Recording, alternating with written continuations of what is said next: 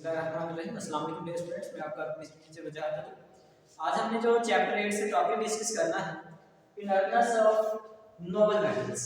जो noble metals होती हैं उनकी इनर्टनेस यानी कि वो जो केमिकल रिएक्शन शो नहीं करती या नॉन रिएक्टिव होती है, उन्हीं में से हमने चंद एक मेटल्स हैं जो हम डिस्कस करेंगे। अब नोबल मेटल्स के अंदर कौन कौन सी मेटल्स आती हैं? मोस्टली जो ट्रांजिशन मेटल्स होती हैं वो नोबल मेटल्स के अंदर कंसीडर की जाती है। अब ट्रांजिशन मेटल्स हैं क्या? The d block elements are called transition elements या transition metals। जो d block elements हैं हम उन्हें कहते हैं transition metals। अब वो d block कौन सा होता है? हमने चैप्टर नंबर 3 के अंदर एक टॉपिक डिस्कस किया था, how elements are divided into different blocks। तो बेसिकली हम उनकी वैलेंशियल इलेक्ट्रॉनिक कॉन्फ़िगरेशन को देखते हैं कि उनके कौन से सब शेल्स के अंदर लास्ट वैलेंशियल इलेक्ट्रॉन है वो कम्युनिकेट हो रहा है। जो वैलेंशियल सब शेल जो होगा in the process of completion होगा, उसकी बुनियाद पर हम वो 4 ब्लॉक्स के अंदर एलिमेंट्स को डिवाइड करते हैं, जिसमें s ब्लॉक एलिमेंट्स होते हैं, p ब्लॉक एलिमेंट्स होते हैं, d ब्लॉक एलिमेंट्स होते हैं और f ब्लॉक एलिमेंट्स होते हैं। तो जो d ब्लॉक के एलिमेंट्स होते हैं हम उन्हें नाम दे देते हैं ट्रांजिशन मेटल्स। अब d ब्लॉक के अंदर कौन कौन से एलिमेंट्स के पीरियड्स और ग्रुप्स आएंगे? अगर हम पीरियड्स की बात करें तो 4th 5th और 6th पीरियड्स के जो एलिमेंट्स होंगे वो हमारे पास ट्रांजिशन मेटल्स के अंदर आएंगे।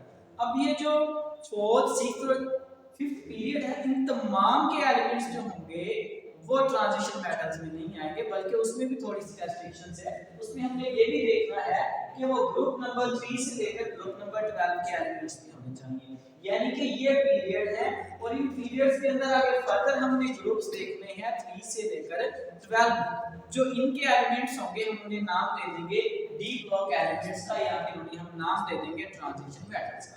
अब कौन कौन सी ट्रांजिशन मेटल्स हैं जो इनर्टनेस शो करती हैं? उसमें मोस्टली जो होती है वो सिल्वर, इसके अलावा हम गोल्ड की बात करेंगे और प्लैटिनम की बात करेंगे। अगर सिल्वर की बात करें, इंपॉर्टेंट शॉर्ट क्वेश्चन इसके अंदर दो तरह से पूछे जा सकते हैं। Give few physical properties of silver and give few uses of silver, या what are uses of silver या what is the importance of silver. अगर हम इसकी प्रॉपर्टीज की बात करें, silver is a white lustrous metal. White इसका मतलब इसका कलर व्हाइट होता है, लस्ट्रस का मतलब इसके अंदर चमक मौजूद होती है, रोशनी जब इसके ऊपर पड़ती है तो ये क्या करती है? लस्टर शो करती है, यहाँ ये चमक शो करते हैं। इसके बाद अगर हम बात करें excellent conductor of heat and electricity, यानी कि इसके अंदर अवेलेबिलिटी ऑफ फ्री इलेक्ट्रॉन्स की वजह से it is good conductor of heat and electricity. ये आसानी से क्या करती है? अपने अंदर से इलेक्ट्रिक करंट को पास होने की इजाजत देती है। इस वजह से सिल्वर को अक्सर जो हमारे पास इलेक्ट्रिकल वायर्स होती हैं वो बनाने के लिए भी यूज किया जाता है। क्यों? Because it is excellent conductor of electric current. Next अगर हम बात करें, high ductile and malleable metal होती है। डक्टाइल और मेलेबिलिटी का मतलब हम पढ़ चुके हैं। मेलेबिलिटी का मतलब ये होता है कि जब हम इन्हें क्या करते हैं? प्रेशराइज करते हैं या हैमरिंग करते हैं तो ये शीट्स के अंदर कन्वर्ट हो जाती है। तो मेटल्स की कैरेक्टरिस्टिक्स हम मेलेबिलिटी बोलते हैं। इसका मतलब ये हुआ कि जो हमारे पास सिल्वर होती है इसकी शीट्स बनाई जा सकती हैं।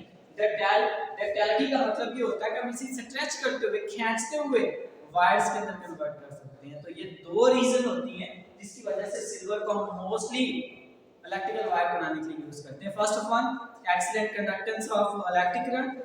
दूसरी रीजन होती है हाईली कंडक्टिविटी या हाईली कंडक्टिविटी। ये दो रीजन है जिस वजह से हम सिल्वर से क्या करते हैं? इलेक्ट्रिकल वायर्स बनाते हैं। इसके अलावा अगर हम बात करें गुड रिफ्लेक्टर ऑफ लाइट, इसकी अगर सरफेस को पॉलिश कर दिया जाए तो रोशनी इसके ऊपर जब पड़ती है कि उसे नक्स कर देती है, रिफ्लेक्ट कर देती है, यानी कि ये गुड रिफ्लेक्टर्स होते हैं किस चीज के? लाइट।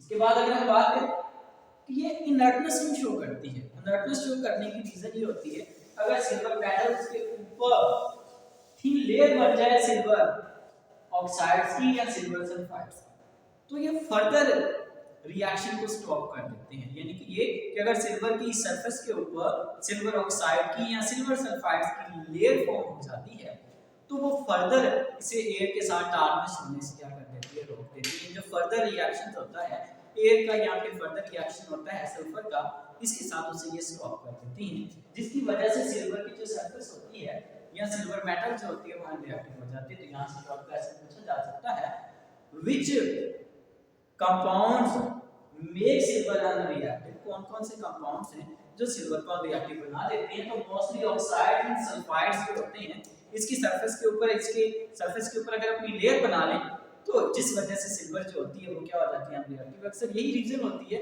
कि ये अनरिएक्टिव होती है, जिस वजह से ऑर्नामेंट्स बनाए जाते हैं, जेवरात बनाए जाते हैं जो लंबे अरसे तक जो होती है उनकी जो सरफेस होती है वो शाइनिंग रहती है, उसके ऊपर क्या होता है टार्निश प्रोड्यूस नहीं होती।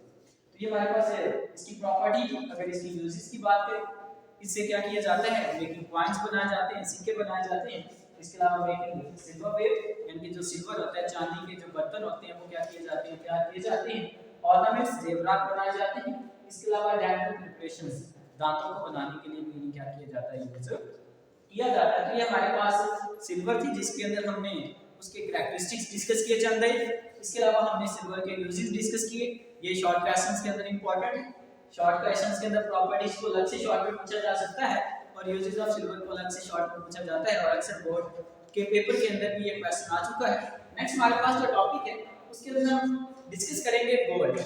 Gold is also an earth metal. For example अगर हम इसके कैरेक्टरिस्टिक्स या प्रॉपर्टीज की बात करें, it is yellow soft metal, यानी इसका जो कलर होता है वो येलो कलर होता है, वेरी सॉफ्ट मेटल होती है। मोस्ट मलेबल एंड डक्टाइल, ये भी हमने सिल्वर के अंदर भी बात की कि वो भी मलेबल और डक्टाइल होती है। बिल्कुल सिमिलरली जो गोल्ड होती है ये भी मलेबल और डक्टाइल होती है। सिल्वर की निस्बत जो गोल्ड होता है ये उससे भी ज्यादा डक्टाइल होता है। अगर हम अमंग मेटल्स डक्टाइलिटी की बात करें तो सबसे ज्यादा गोल्ड डक्टाइल होता है।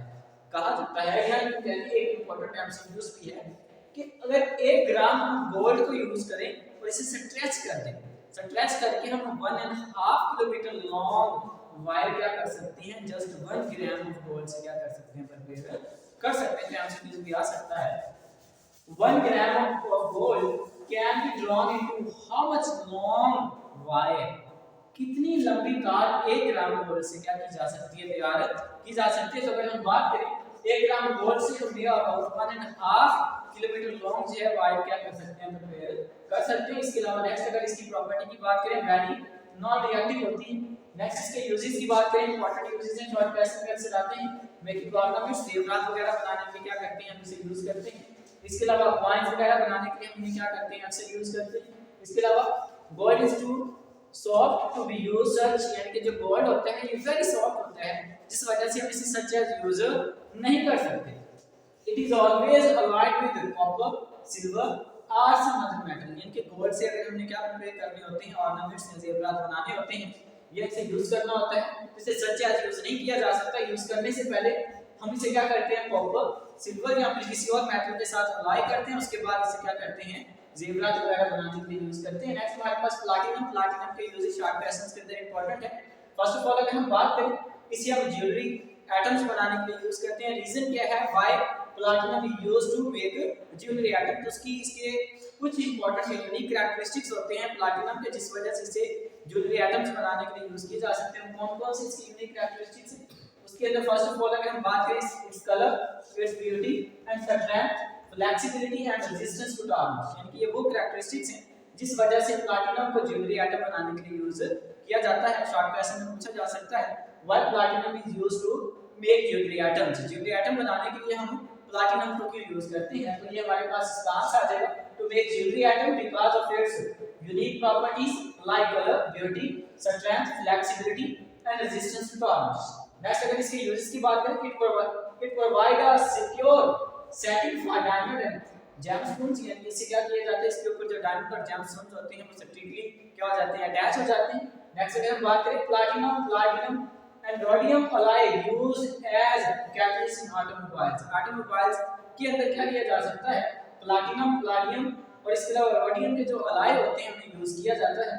इसके अलावा hard disk drive coating, hard disk के ऊपर जो कोटिंग की जाती है वो भी मोस्टली किस चीज की, प्लैटिनम की जाती है। इसके अलावा एलसीडी ग्लास और इसके अलावा फाइबर ग्लास बनाने के लिए भी प्लैटिनम को यूज किया जाता है। तो ये हमारा आज का टॉपिक था जिसमें हमने सिल्वर, गोल्ड और इसके अलावा प्लैटिनम की प्रॉपर्टीज और यूजेस को डिस्कस किया। अगर इस टॉपिक के अंदर आपको कोई भी कंफ्यूजन होती है तो आप मुझसे कांटेक्ट करके क्लियर कर सकते हैं। अल्लाह हाफिज़।